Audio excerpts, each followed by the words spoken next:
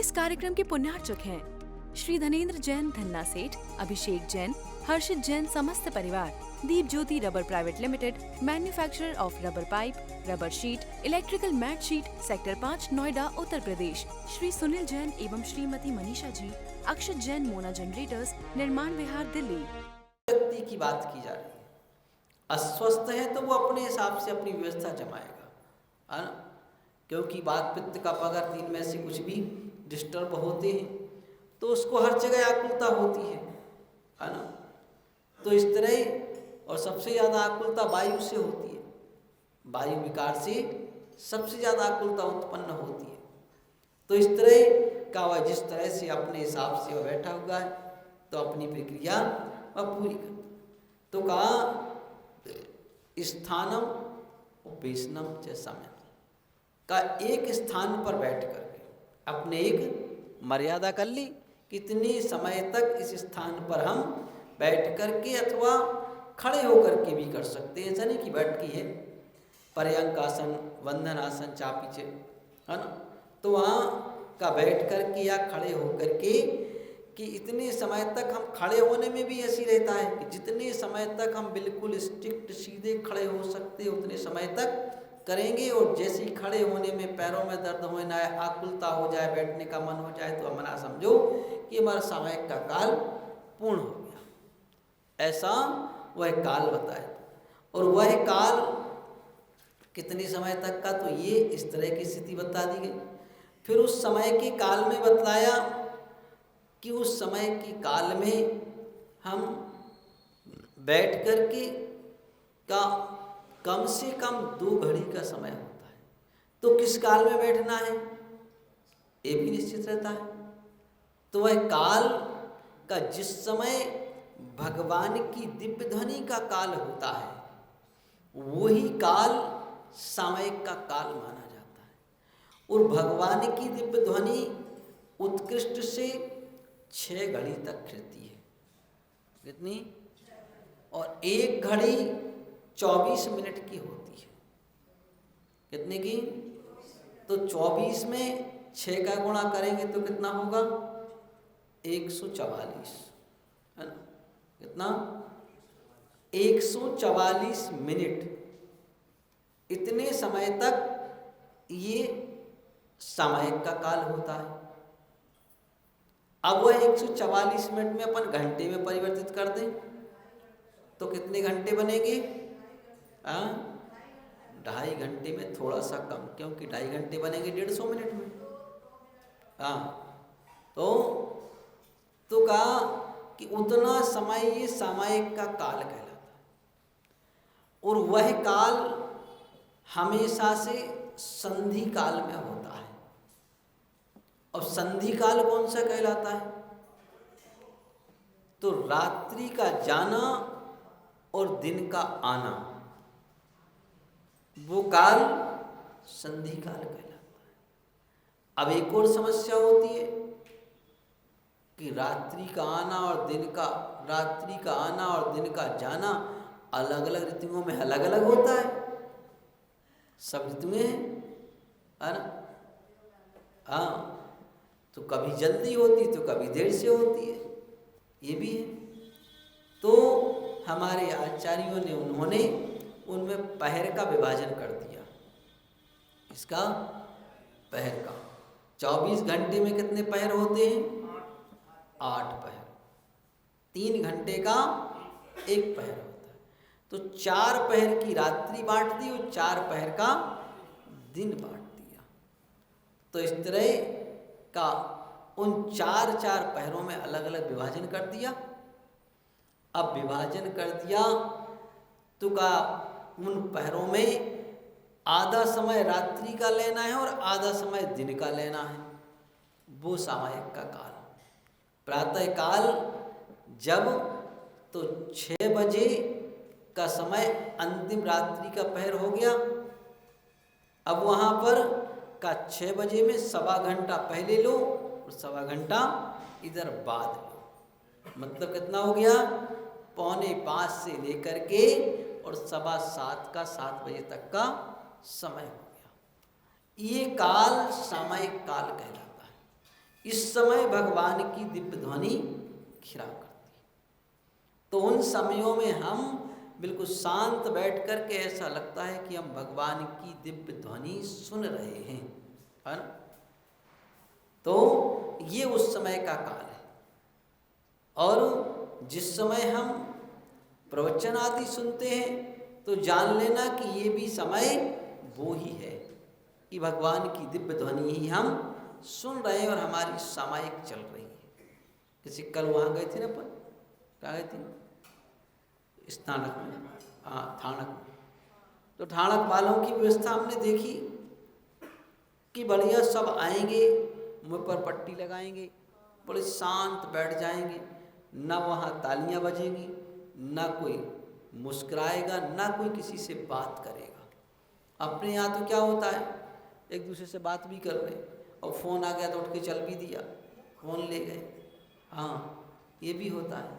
यहाँ तो सब चलता है ना, कोई ने बुलाया तो भी चल दिया। और वहाँ का सिस्टम भी एक बहुत अच्छा था कि अपने यहाँ तो आए तो सब में घुसते चले जा रहे, वहाँ तो क्रम क्रम से व्यक्ति बैठता जा रहा था, जो जहाँ जैसे आए जगह खाली देखी चुपचाप आके बैठ गया, है ना। तो ये एक क्रम होता है। तो इस तरह से वहाँ देखा, तो ऐसे ही का हम भी यहाँ आए और चुपचाप आकर के शांति से बैठ जाए। और कुछ करना भी है तो अपना इतने धीरे से अपना काम कर लें कि बाजू वाले को डिस्टर्ब ना हो, है ना। इससे एक और बात होती है, इससे व्यक्ति की योग्यता भी पता चलती है कि व्यक्ति में योग्यता कितनी है और क्या है ना। आदमी की योग्यता कैसे पता चलती है, उसकी अपनी कार्यशैली से पता चलती है ना, कि इसमें योग्यता कितनी है ना।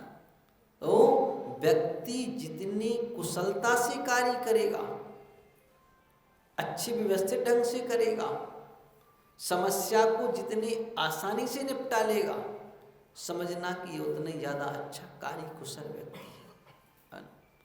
जैसे कोई व्यक्ति है, कोई समस्या आती है तो बड़े आकुल व्याकुल हो जाते हैं, और कोई कहते हैं कोई बात नहीं, आई तो निपट जाएगी, कौन सी बड़ी बात है, उसको बड़ी सूझबूझ से निपटा लेता है। तो ये उसकी अपनी एक कार्य कुशलता कहलाती है ना। तो ऐसे हम भी यहाँ आए तो अपनी एक कार्य कुशलता का परिचय देते हैं कि हम कितने अच्छे से कौन सा काम कर रहे हैं। तो कहा हुआ है, सामायिक की बात चल रही थी कि सामायिक का जो काल होता है तो वह उस काल में सामायिक किया करता है। अब वह काल प्रातः काल का ये हुआ, ऐसे ही काल होता है दोपहर का। दोपहर में भी संधि काल 12 बजे का माना जाता है। तो यहाँ 1.25 घंटे पहले से 1.25 घंटे बाद तक का जो काल होता है तो वह संधि काल होता है। मतलब लगभग 11 बजे से 1-1:30 बजे तक का काल ये संधि काल। ऐसे ही संध्या के समय हो गया। तो इन कालों में हम शाम को बिल्कुल शांत पूर्वक बैठते हैं। इसलिए व्रती आदमी शाम का भोजन करता है तो मालूम है कब करता है, सूर्योदय अस्त होने के पहले, सूर्य अस्त होने के 48 मिनट पहले वह अपना भोजन करके निवृत्त हो जाता है। उसको मालूम है कि समय का काल चलने वाला है। साधु को भी चाहिए कि वह अपना आहार लगभग 11 बजे 11:15 बजे तक पूर्ण कर ले। वो एक प्रक्रिया है ना, इतने समय तक हो ही जाना चाहिए। सब सिस्टम उसी क्रम से चलना चाहिए। 11:15 से ज़्यादा ऊपर नहीं होना चाहिए। कम से कम एक मुहूर्त 12 बजने के पहले, एक मुहूर्त पहले तक हो जाना चाहिए। तो लेकिन आजकल सामायिक का काल एक बन गया है कि 12 बजे सामायिक का काल होता है। ऐसा नहीं है। अगर कोई 11 बजे तो क्या 11:15 बजे भी सामायिक करने बैठ गया है, किसी को कहीं जाना हो तो अपने कार्य करके वह जा सकता है। तो अब कहा कि ये 2.5 घंटे तक ही करना है क्या, तो आचार्य भगवंतों ने उसका समय कर दिया कि 2.5 नहीं है। और ने कहा कि उत्तम, मध्यम और जघन्य के हिसाब से 3 भेद कर दिए। कितने? हाँ, तो उन्होंने कहा उत्तम करोगे तो 2.5 घंटे हो गया, अगर मध्यम करोगे तो उसके बीच में कभी भी कर लो, मध्यम हो गई, और जघन्य करोगे तो एक मुहूर्त करोगे, है ना, 2 घड़ी, एक मुहूर्त मतलब 2 घड़ी, तो कहा 2 घड़ी तक वह कार्य करना अनिवार्य होता है। तो हम 2 घड़ी मतलब कम से कम 48 मिनट तक, और 48 मिनट से एक समय भी ऊंचा हो जाता है, ज़्यादा हो जाता है, तो वह का मध्यम काल प्रारंभ हो जाएगा कि वह मध्यम समय। और कब तक होगा, तो का उस 2.25 घंटे की जो टाइम है उसमें से पहले अगर उठ गए तो वो सब मध्यम समय का समय है। तो इस तरह ये 3 समय बता, 3 विभाजन के कर दिए। इतने समयों में वहाँ हम इस तरह से 5 पापों का परित्याग करके उस शांत परिणामों से स्थिर चित्त होकर के बैठ जाने का नाम ही सामयिक है। तो ये सामयिक की व्यवस्था इस तरह से बताई गई कि इस तरह से वह व्यवस्था की जाती, इस तरह से वह सामयिक। तो यहाँ क्या क्या सामयिक का स्वरूप बतला दिया गया, उस सामयिक का काल बतला दिया गया। अब बात आती है कि बैठना कहाँ है, कहाँ बैठेंगे, तो का सामयिक के लिए बैठने के लिए उस स्थान पर कहा है जहाँ तुम्हें कोई विघ्न बाधा उत्पन्न ना हो, बिल्कुल शांति से बैठे हो। तो आचार्य भगवंत कहते हैं एकांते सामयिकम निर्व्यक्षेपे वनेषु वास्तुषु च चैत्यालयेषु वापि च परिचेतव्याम प्रसन्न धिया। देखिए सबसे पहले शर्त लगाई है, क्या लगाई है कि सबसे पहले शर्त है कि प्रसन्न धिया। धी कहते हैं बुद्धि को। तो आपका चित्त, आपकी बुद्धि में प्रसन्नता हो, क्या हो, मरियल मन ना हो, मतलब कलह क्लेश करके ना आए हो, है ना।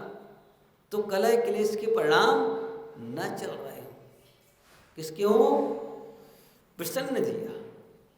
सबसे पहला है, गणधर स्वामी कहते हैं कि हमारा चित्त प्रसन्न हो, मन शांत हो, आकुल व्याकुल ना हो, किसी के बारे में कलह क्लेश की ना सोच रहे हो, किसी की निंदा झगड़ा के बारे में ना सोच रहे, किसी के लेन देन के बारे में ना सोच रहे हो, है ना, कोई योजनाएं दिमाग में ना चल रही हो।